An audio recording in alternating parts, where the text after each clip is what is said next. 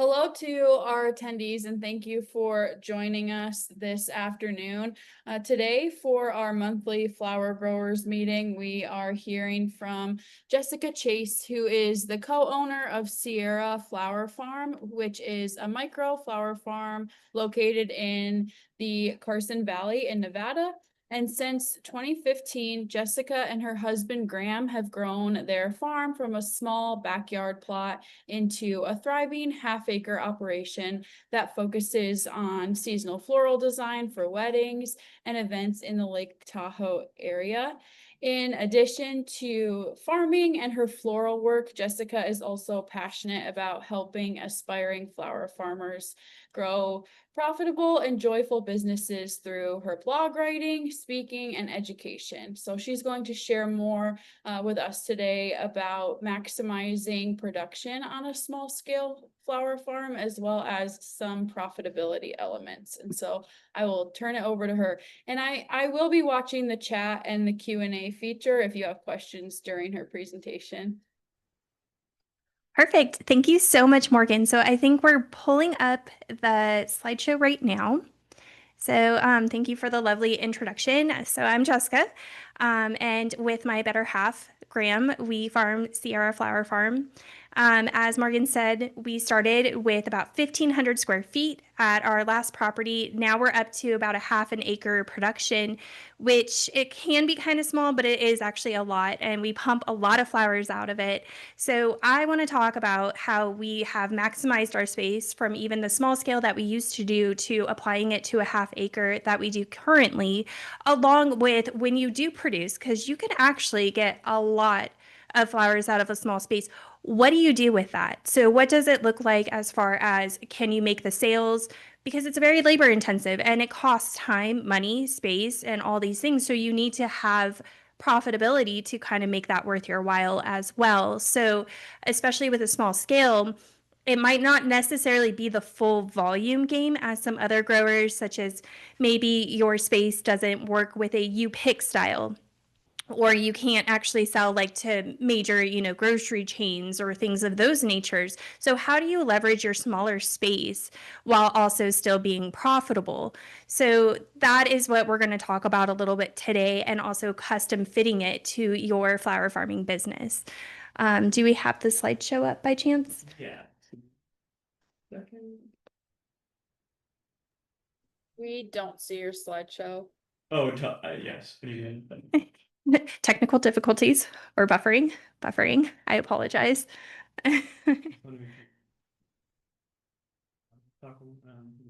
Okay.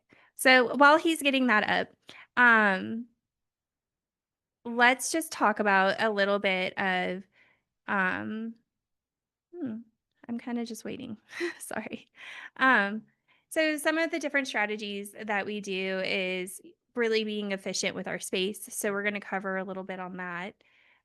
Also doing succession strategies. Uh, Also how to handle seasonal transitions on a small scale. Is it up? Yep. Perfect. We see it now. Okay, so let's go ahead and skip to slide 3, Graham. Okay. So, this is a little bit about what we're going to cover today. So, succession strategies with seasonal transitions. I know right now we're in a seasonal transition on our farm. It's kind of a tough one, jumping from spring flowers to those earlier summer flowers, especially in our climate because winter wants to cling forever. So, that's a little bit we have some tips though for that. Streamlining systems to save time and reduce labor. So, having a plan, having systems in place, having a schedule, those kinds of things we're going to go over a little bit.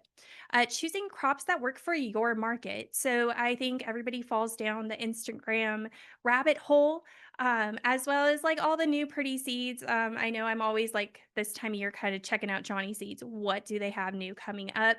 But does it actually work for my market or not? And those are hard questions to ask because we love flowers and we want to grow all the pretty ones, right? So, building value added income streams. I think this is incredibly important for any scale, but if you are really looking to leverage a small space, this is how you're going to do it. And then also asking yourself the hard questions, evaluating the profitability beyond your revenue. You need to look at what time you spent, what money are you really actually taking home after all of this, and then the margin, right? Like, are you getting that profitable margin? And then are you also getting a little bit of that life work balance?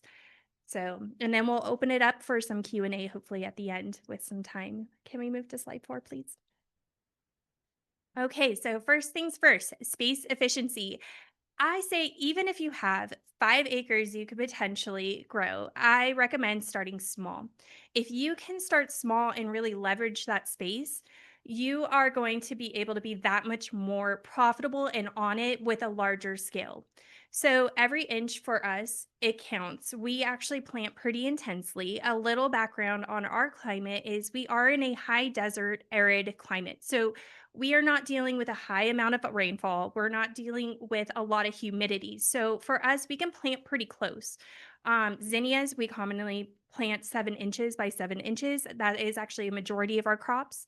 And then along with that, you can plant certain sunflowers or lysianthus as close as 4 inches. So it just kind of depends on your growing beds, your growing environment, and things like that. But if you are giving them a lot of space and you're seeing some dead space, it might be worth experimenting, getting them a little bit closer. Usually for cut flower farmers, we're growing a little more intensely than kind of taking it from that market grower perspective, where they plant very intensely compared to like gardening. So it's a little bit of a different thing. We're growing more with intention.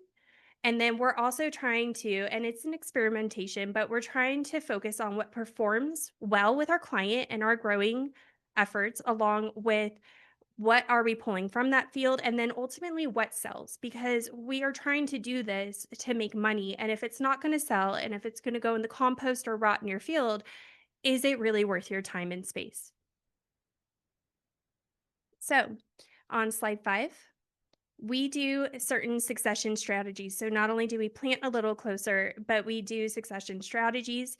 In case you're not familiar with them, there's interval, relay, and interplanting strategies. So these are very common in market growing kind of strategies. Hold on, I'm losing my space. So, with interval planting, that is the main one we do, where we are repeating seed sowing or starting a fresh planting of a crop every few weeks. So, for example, we just seed sowed our second crop of zinnias, and I'm going to be getting ready to do our last and final one to get us through the season. Now, why you want to do interval planting is it keeps everything kind of in motion. So, if you get bugs where it decimates one succession of your zinnias or a hailstorm, along with if you start getting disease and pest pressure later on in the plant's life, we just know that we have another one coming and it's going to be fresher and better and higher quality. So that's why we use a lot of interval planting. We do this with ranunculus. We do it with cosmos, especially. I find they peak at about 2 weeks, and then they're kind of powdery, mildewy, and spindly, and annoying to harvest. So I'm switching over to a fresh batch of those zinnias and things of those nature. So another tactic you can do is relay planting. So this is something where if you have the water, so for us, we're in a very unforgiving area where if things don't get the water, they just crisp within a day.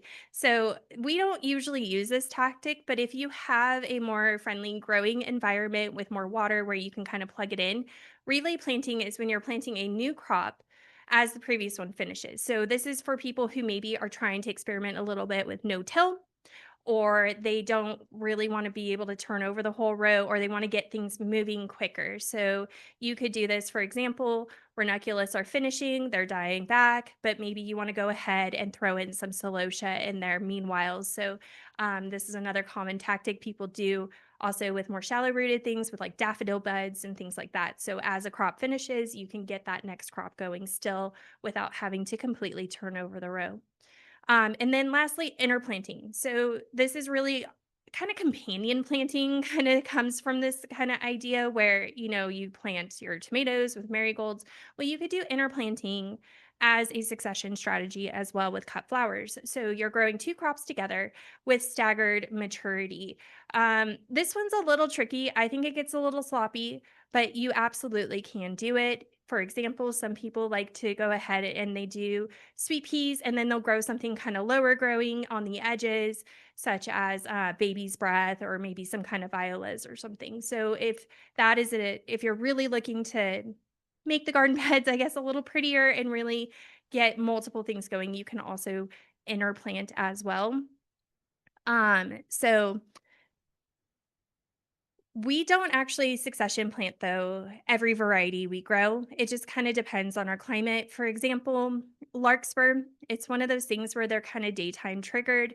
So to grow multiple successions of larkspur is just going to result in them blooming around the same time, whether it's fall planted or spring planted, and then you're just going to get probably one, plant that doesn't perform quite as well as the other plants. So that would be one example of when we don't really succession plant. I named a lot of other ones that we do though as well, especially those cut and come varieties and then the single cuts. So things like sunflowers, we're looking at probably succession sowing those in peak every about 10 days to 2 weeks to keep it going. Um, and then also with succession planting, we're also dealing with seasonal transitions. As I mentioned, we're dealing now where we are finishing up our spring crops, but we're still kind of waiting for our summer crops. The dahlias are like yay big right now. So we're in this weird transition spot. So what do you do with that? Because temperature and weather all kind of can affect it, along with daylight hours. Zinnias perform better after the summer solstice has come and passed. They start blooming a lot more beautifully. And then we also have we just had a freeze a few nights ago in our area. So it gets kind of challenging with these warm, tender crops. So what we actually do to bridge the gap for that is we grow biennials, we have perennials, and then we have a cooler space. So we actually store things. For example, peonies, a little bit more of an investment in permanent, but they're so amazing to be able to store when harvested correctly in the cooler for up to 2 months. And that kind of helps us get through our July month, especially with wedding work.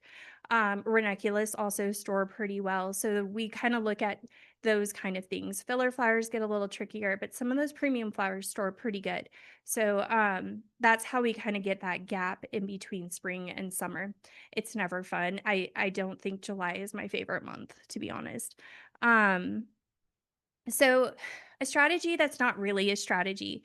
But we also look at bloom groups. So you see this very commonly in snapdragons, where you probably have seen group 1, group 2, group 3. So you're looking at things that bloom with less daylight hours, group 1, and then you have your group 2 that are kind of daytime neutral. This is also very common with lisianthus. So this is kind of my favorite hack when it comes to succession growing is that I like to choose a smattering of these different groups. So for example, in my snapdragon row for my late spring, early summer row in our climate, I like to have group 1. So group 1 are things like Potamic, I have in there. I have Chantilly in there. So those ones come on a little sooner than what you see in the group 2s, which is kind of more your rockets and Madame butterflies. So by having these different groups of these different varieties of snapdragons, I'm able to seed sow them all at once in the winter, plant them out all at once, and then just by the way they are bred, they are triggered by different daytime hours, so they just bloom a little later or a little earlier compared to each other. So that's another great way where you're not having to seed sow snapdragons every 3 weeks, but you're going to get a fresh flush within about 3 weeks after the other one is done. So that is another succession strategy we use. I would say one of the biggest things when it comes to working with a small space is timing is everything. We don't usually have rows open just ready to go too often for us. A lot of times we're working with tight turnarounds where we need to get that bed in production we honestly are kind of having this challenge right now on our property because we've been doing big projects. We've been redoing our irrigation, and we actually are opening up some patches that we previously had back when we did vegetable CSA. And worst decision ever, we had it on overhead water. And so we're transitioning it back, but it takes time. And, and we probably grew too many ranunculus this year, to be honest. So what it is doing is it's kind of setting us back on our timing. But timing is really important to prevent those crop gaps, to keep you in production, and to have a healthy, vibrant field. So when plants begin to get too stressed in the trays, they're going to have an underperforming crop. You're going to have one that's going to attract more pests and different diseases. So even if you can't time it because of weather or life, I always recommend trying to keep those plants as stress-free as possible. If you can bump them up in their trays, that will really help buy you some time. Or sometimes you have to scrap it and just start a fresh crop. So it's just not worth planting struggling seedlings that have been delayed too long or are too root bound in your field because they're just going to underperform on you. Timing is just so, so important. So, and we also have over on our blog, sierraflowerfarm.com, we have several blogs on succession planting and how to do spacing efficiently and things like that. So if this is something that you feel you're really struggling with, I highly recommend going over there and checking out our resources. Now it's time to talk about streamlining systems. And it seems like a lot, but to save time and to reduce labor. So I think there's a myth that whether you're working in square feet or you're working in acres, that small scale means less work. And that is really not the case. It could actually mean a lot more work in some ways. You don't have the space to be able to, like I said, have beds prepped ahead of time so you can just get them going. Usually you're not fitting a tractor or different kinds of large equipment that could help make it more efficient. So it's a very hands on, very human approach type of growing, which is labor intensive. Um, so what do you do? Well, you help yourself by creating repeatable systems. So you have a weekly schedule for your farm, maybe a weekly harvest flow. For us, our biggest harvest days are on Mondays. This is especially for our like wholesaler type accounts and things like that. Wednesdays is our other bigger harvest day. That is more for maybe some custom orders or different things for florists. Mainly my weddings. I like to harvest a majority of my crops for weddings on Wednesdays so they can hydrate and be better prepared for design while still being super fresh. Um, Another repeatable system is having uh, a standard bouquet recipe for your offerings. I know in the very beginning when we had the 1,500 square feet, I wanted to grow everything. And so I had a little bit of this and a little bit of that. And so my farmers market bouquets, we would have brides come and buy the farmers market bouquets because they were all customized and they were all so pretty. But that wasn't really ideal because a little bit of this and a little bit of that made it so that it took me a lot longer to put those bouquets together. It was great practice for making these custom bouquets, but on the other hand, it cost me a lot of time, and it was kind of stressful trying to bring enough product to be able to do that. So if you can kind of even in your crop plan start coming up with a monthly, I like to look at it in the windows of months, like a monthly bouquet recipe that could really help yourself out to know how many stems you're going to have and what varieties you're going to put in there. Um, and then also having an efficient setup for packaging, knowing how you're going to package everything, very mainstream. So if you're going to put, bouquets in mason jars, having those all on hand, ready to go. If you're going to do craft sleeves, having all those ready to go. Just making it really simple for you. So you get to be on robot mode. It's like an assembly line situation. Um, and then another thing would be, and all this kind of builds up on it, would be standards of operations, right? So SOPs, procedures. This is very important I wish I would have put myself more in this mindset when I was first starting compared to when I tried to put myself in the mindset and bring on employees. Having standards of operation procedures is so important. It's going to help you with your flow. It's going to help you know how you want to lay out your tools, how you want to lay out your workflow in your life, essentially. So, coming up with how you want to have that go and how having that action plan is really going to help, especially if you have employees or anyone coming on the farm to help. You're going to be able to more easily communicate. You could even have it written down so you don't have to verbally communicate. I know when I'm in work mode, I'm a horrible communicator. So having it written ahead of time and having those conversations ahead of time can be super helpful. This is something that I know we're always revisiting and retweaking each season. Each season changes a little bit.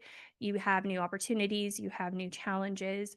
And we also look at this, especially for our weddings, we're looking at that workflow and what we're going to be doing and how we're going to be doing it. So,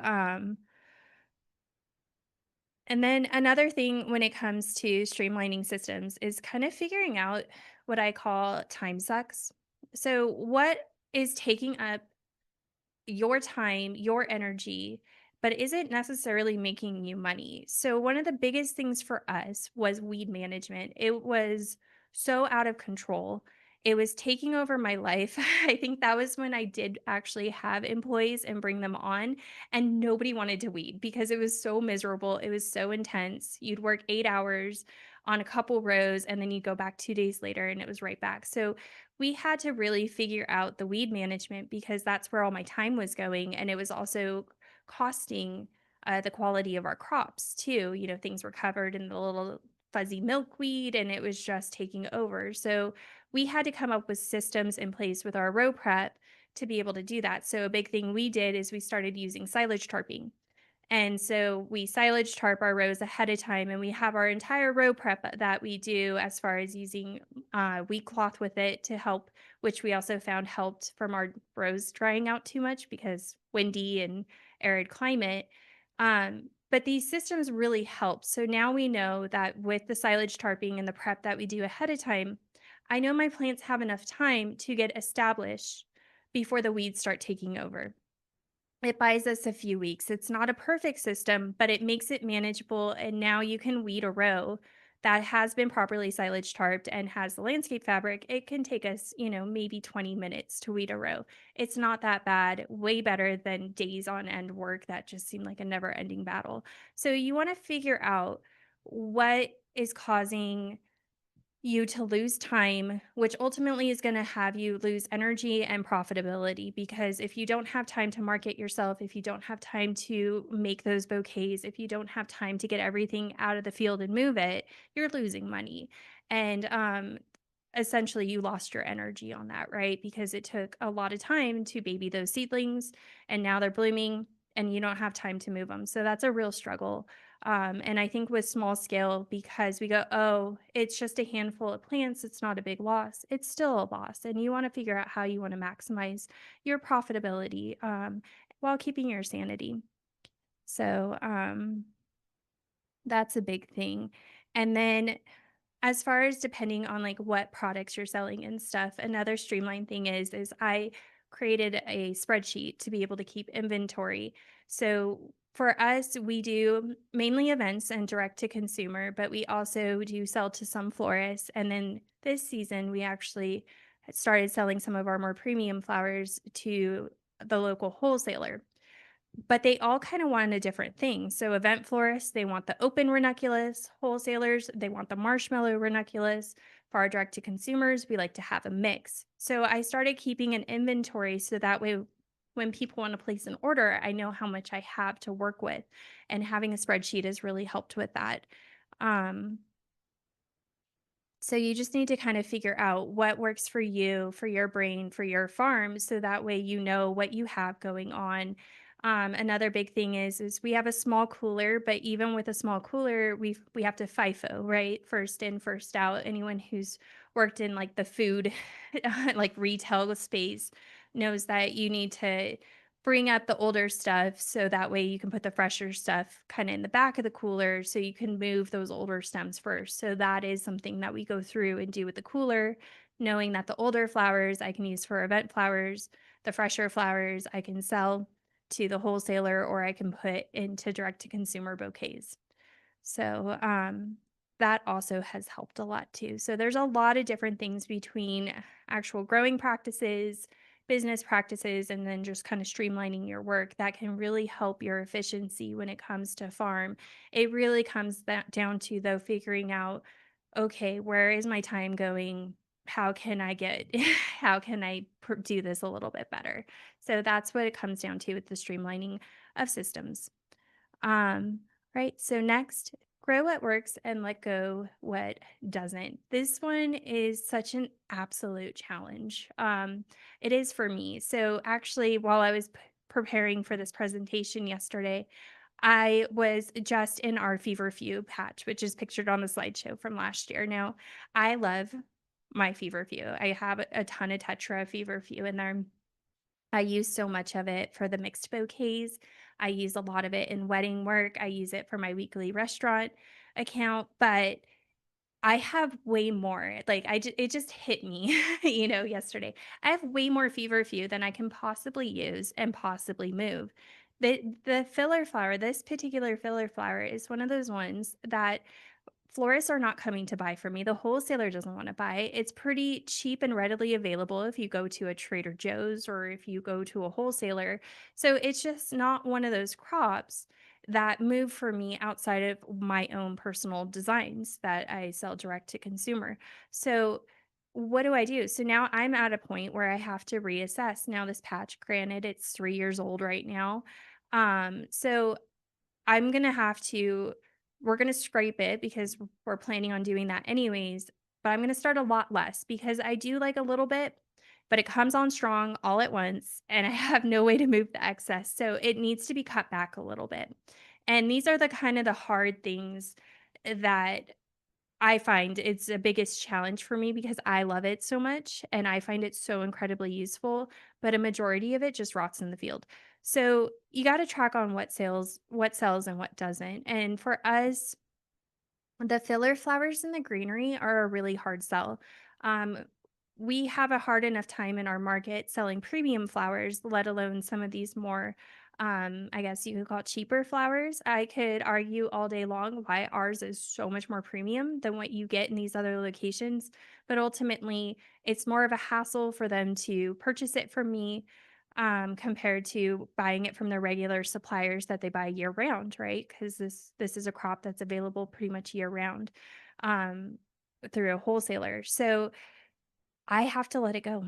And but instead, what I'm getting a lot of demand for, ranunculus, dahlias, zinnias, things of those natures. So you up those production, things so you have enough, and then you have to let go of some of these smaller ones. So that's a really hard thing. It's worth having the spreadsheet to make note of, or maybe just to make a note in your phone, however your system works.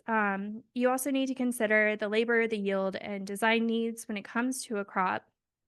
Now, I'll say with feverfew, it's really not labor intensive. It does a flush. We hack it back. It does a second flush, and then you hack it back again in the fall, like to clean it up. So it's really not that bad. And as I said, this particular patch is 3 years old, so it comes back pretty strong, and it's and it produces a ton. And I can find it for design needs, but still, I have a hard time moving the excess, so we have to bring it down a little bit because it does take space. And on a small scale, our space is super valuable, and so I could actually put a more higher desired crop with that could bring me more sales in that row instead of the feverfew. So you have to let go of just what isn't serving your business or scale it down, right? So it's a hard thing to do because we love all our plant babies, but if it doesn't sell, it doesn't sell. And ultimately, that is what we're doing with flower farming, which leads me to, oh, I think I messed up on that one. Yeah, I must have messed up the slide. I apologize on the slide. I'm just going to go ahead and talk through it.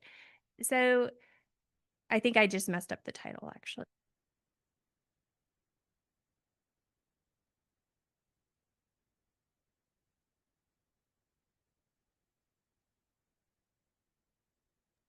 We can't hear you anymore.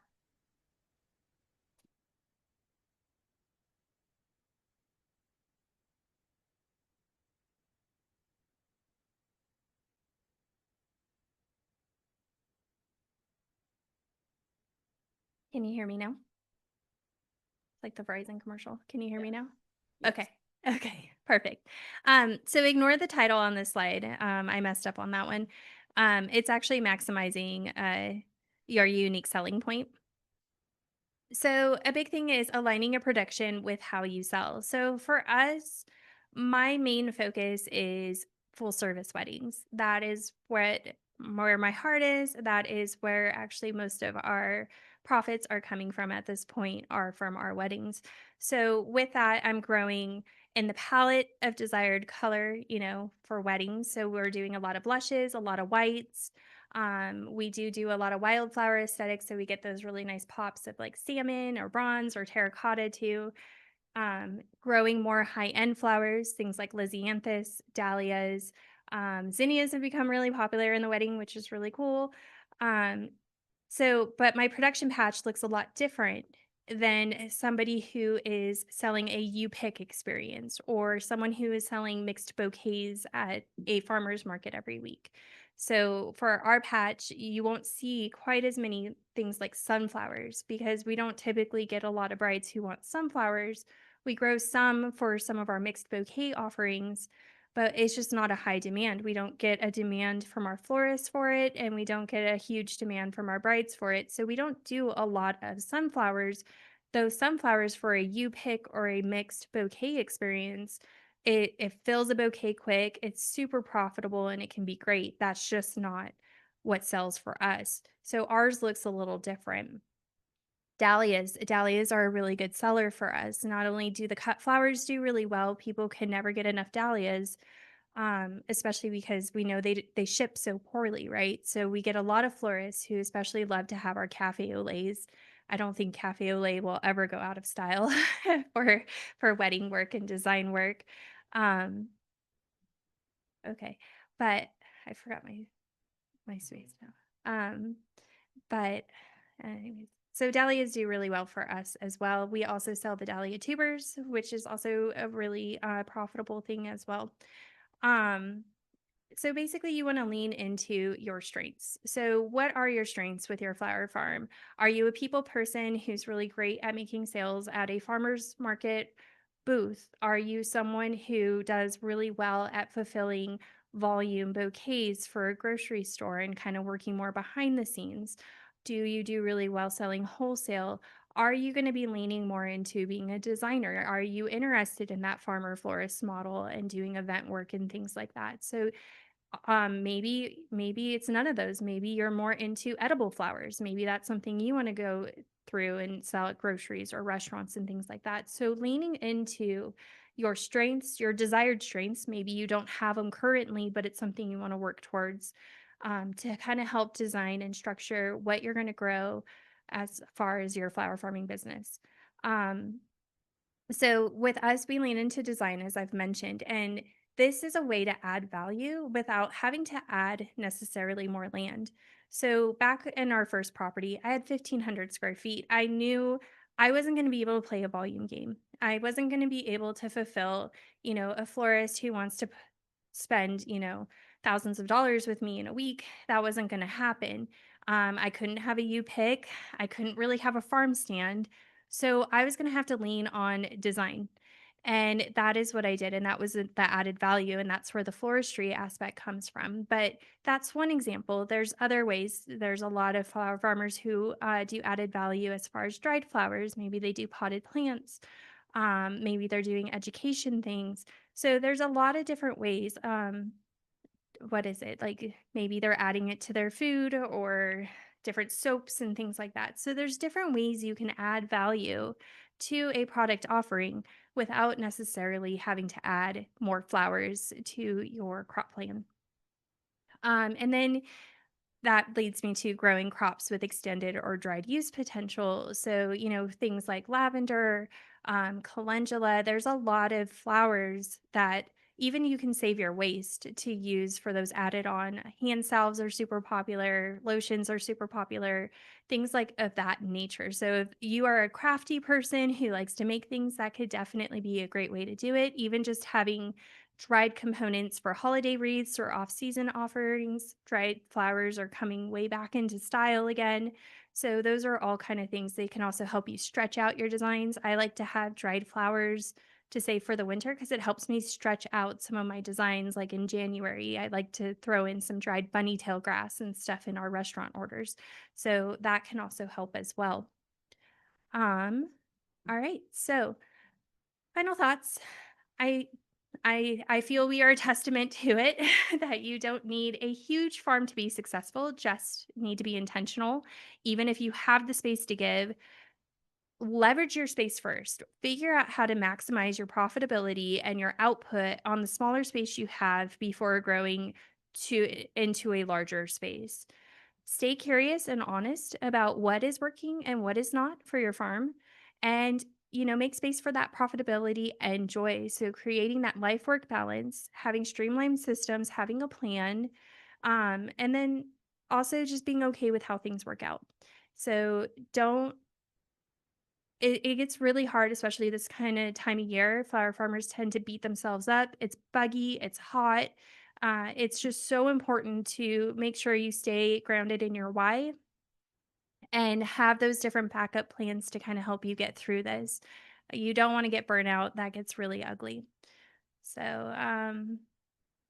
anyways, and then I mentioned earlier that we do have a blog where we cover practical growing, business, and design tips over at sierraflowerfarm.com. We also have our Instagram where we like to share tips and kind of behind the scenes of what's going on in our farm. And then actually in January, we will be, if you guys are familiar with the Dirt on Flowers podcast, those ladies are going to be hosting a flower farming summit in January called DirtCon. And we are going to be speaking on setting goals for your sales for your flower farm.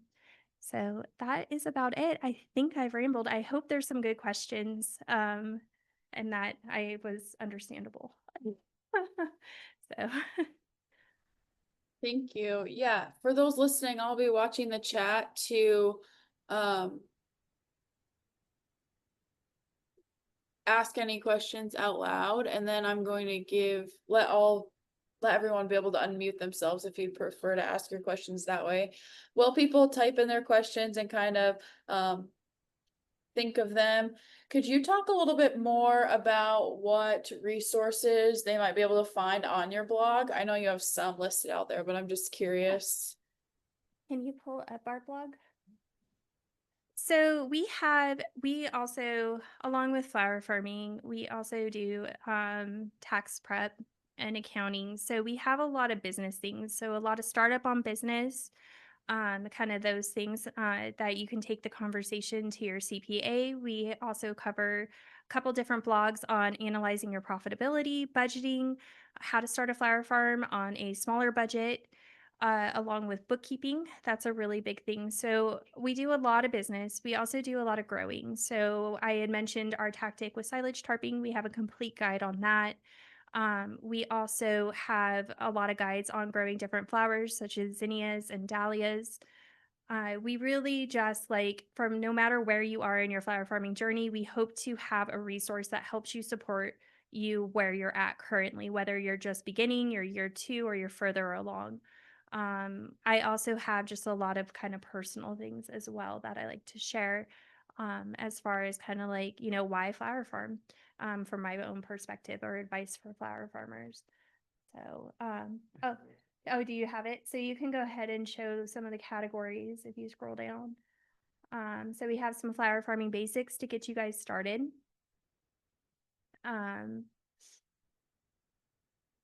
Yeah, so right here, how to lay out your cut flower garden. I have so many blogs on here. I forget half of the time what I have. I have a lot on different succession planting. I have some that are a little bit more simple. I have some with more advanced tactics. I think it's a really good thing to practice with flower farming so you can avoid those crop gaps and just have really premium flowers. I also do a little bit on basics of some design work. how to sell at different outlets. I have some resources on how to do a flower CSA, how to do farmers market for people who are looking to start getting into weddings. Yeah, crop rotation, super important, how to do it, and the different tactics and times and how that can kind of look at it. We also have an extensive crop planning blog, along with a downloadable spreadsheet that you can customize for yourself. I know there's a lot of programs out there that you can buy for crop planning.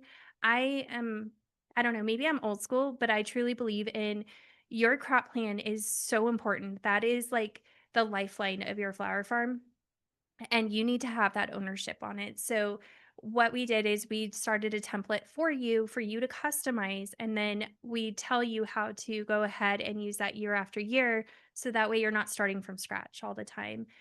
We go over on the idea of what days of maturity are, cold flowers, so we cover a lot. And then we also have yeah, he's kind of just showing a bunch of the crop planning one. Yeah, how to do those target marketing date, like the target dates and things like that. So there's some pretty advanced crop planning techniques that we cover in the various blogs. I think I have like 3 or 4 different ones on that. Also went to understanding frost dates and things like that. And then we do have, like I said, a lot of business. Graham and I both have our accounting degrees. Graham is 20 plus years into this at this point. So we do have some business things. It's a lot of questions we get just from clients in general, any small business one, but we also understand the aspect from a flower farmer. So we cover a lot of that season extension. And then we also actually have some more additional resources over on Bootstrap Farmer. And we work with them, and we have some other different things as well over there. So a lot of resources. That's great, and definitely an awesome resource for the members of this group to learn about. We have another question about how you're storing your ranunculus. Are you doing that in water or dry?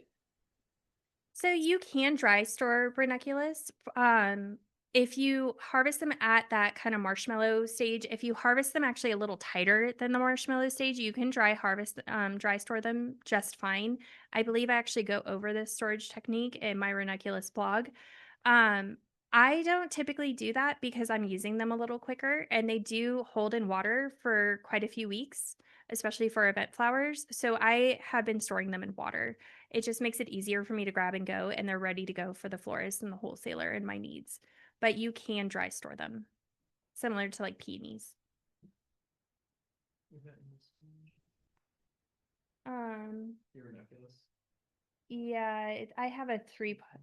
It's probably further down. Another a question about the dahlia tubers. How many years can those be planted? So they can be planted multiple years. I will say, I think after about year 3 or 4 of planting the same mother tuber, you start seeing weird growths on them. They're not disease, they're just ugly. They're weird growths. So I don't usually grow a mother tuber past year 2.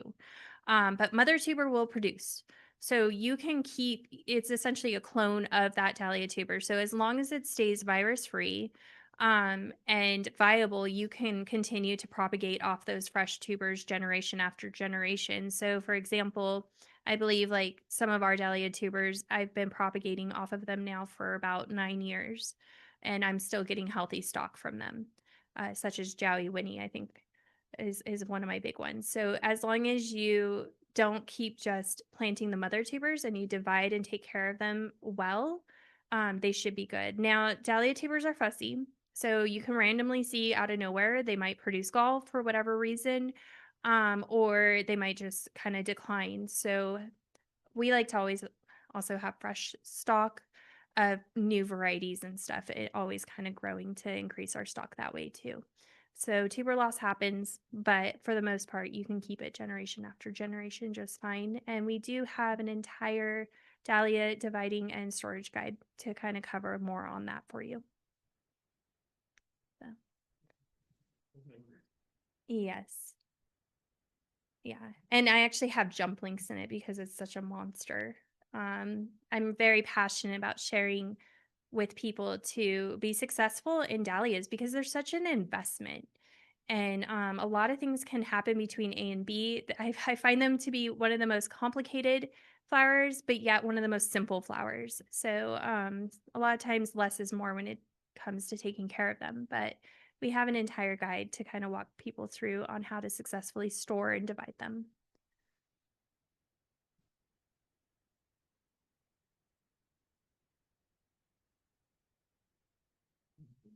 Yeah, it's that one.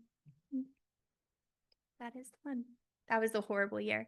The year where it snowed and we had to pull them out. And that was not a fun year, but they survived. They did good. So, any other questions?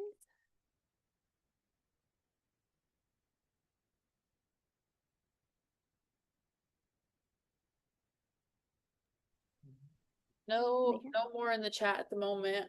So through this grant, one of the things that we focus on is profitability for all specialty crop producers, not just cut flower farmers. But I am curious, one of the common themes as we've been hearing from producers and different organizations that have created resources is just to be sure to track all expenses and be writing everything down from time to costs. Do you have any recording tips specific to flower farmers, or are you just using those spreadsheets? Um, so we don't just use the spreadsheet. I mean, well, they are spreadsheets. We actually do have some downloadables for budgeting. Honestly, good bookkeeping is really good. Bookkeeping practices is really what's going to help you kind of keep track of that. Time is a harder one. I honestly like if we went off of the time I spend or we spend as a family on any given engagement or crop, I think we would be like pennies on the dollar as far as like getting that because it's kind of hard. So, I try not to look so much at the time like, oh my goodness, I spent 15 hours on this one row of ranunculus. That gets a little tedious. So we work more with the hard numbers. How much did it cost for the corms? How much did it cost for the soil and the trays? Or maybe just the soil if I've had the trays for a while. I can give you an idea of okay, it takes me, probably about an hour to plant out the crop. Harvesting is a whole other game, but you get pretty quick at it, especially if you have a group of people on it.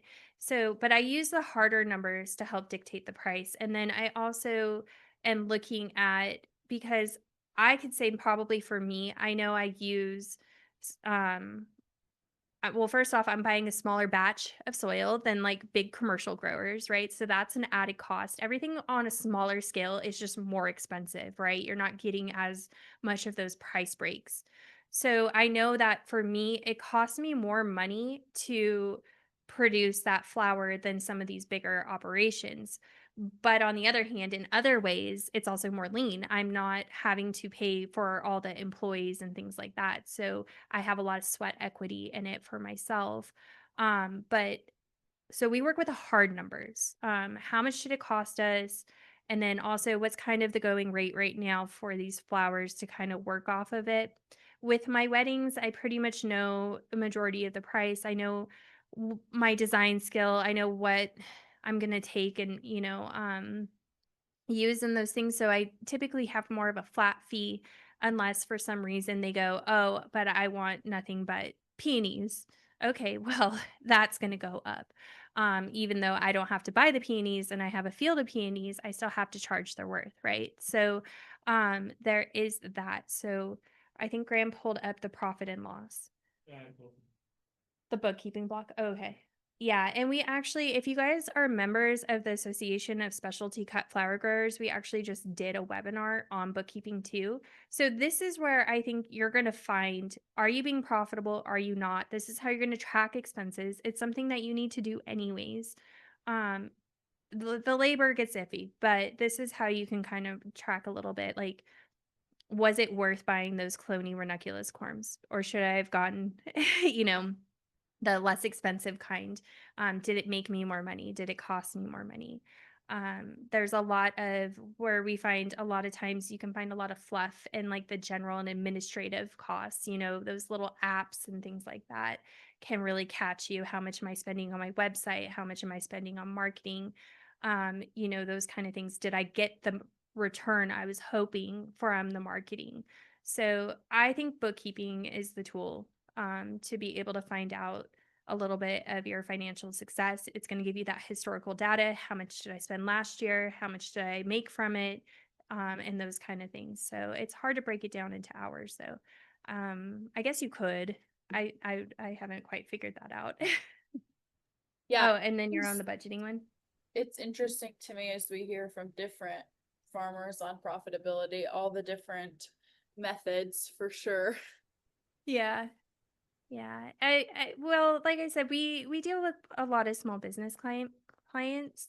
So that's how we operate. We operate what we would suggest our small business clients do. And flower farming, even though there are some nuances like with farming in general, you're still operating pretty much the same. There are some different things for farmers compared to, maybe a shop owner or things like that. But for the most part, a business is a business. And I know for me, like I blow, Graham brought up the budgeting thing. This also helps a budget. So we have a downloadable, people can go ahead and do that and it will help autofill kind of like based off of, I don't remember exactly like what's the wording? I think Like like by yeah, by percentages, but you can completely customize it, but it's a good practice. So, budgeting's hard. Budgeting space, budgeting money, keeping that, finger on the pulse of your business's financial health because flowers, they're it's kind of an interesting thing. They can be kind of a tough sell. Like, in some ways they could be really easy. In other ways, they could be really hard. Like, for example, a couple weeks ago, I was at max capacity. We had our $10,000 wedding. It was graduation week. So we had we had a couple other special requests and events. I had a wholesaler order, so it was a really high week. I mean, that week was a big week. And then the next week, um, it was like crickets. We made a few $100s in wholesale. So it's kind of feast or famine with flower farming too. It's kind of hard that way as well. So, yeah, Graham says, don't focus on hours, focus on how you're going to make more money and more sales. And I know that's something that we've been definitely working at because we've had such a high output. Like the ranunculus this year just did so well. And so we were really hustling to move those extra stems. So how do you make that sale? And honestly, you have to harvest them anyways. So how much more effort does it take to just gather them for someone's order at that point? So There's no more questions in the chat. I'm gonna ask one more. You had mentioned some resources on season extension. Do you all have a high tunnel or what are you using in terms of season extension? we have parts of a high tunnel. um, we've had the parts for a long time. That's hopefully one of our projects this year. We'll actually maybe get to. We do a lot of micro tunnels and we do a lot of double low tunnels.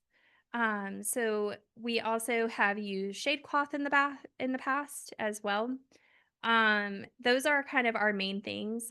We've even done in our dahlia field, we've even put box fans when a frost hits. Lately, we've been using our silage tarp a lot just to throw over hoops. We did that a lot for our peonies this year. And we just had the white side up and we're really quick at getting it off before the sun hit. So, right there, season extension guide.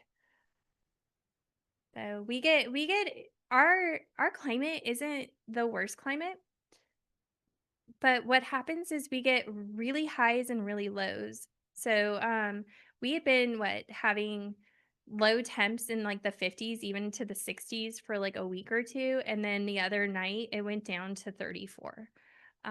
So we can get some massive swings and then it just kind of goes right back to normal. It's kind of so that's where we're always kind of preparing and that's where the low tunnels kind of help us. A high tunnel Though we do want to add to it, that would only help with like, either having it earlier in spring or later in fall, but we utilize the low tunnels to help us survive the in between. So.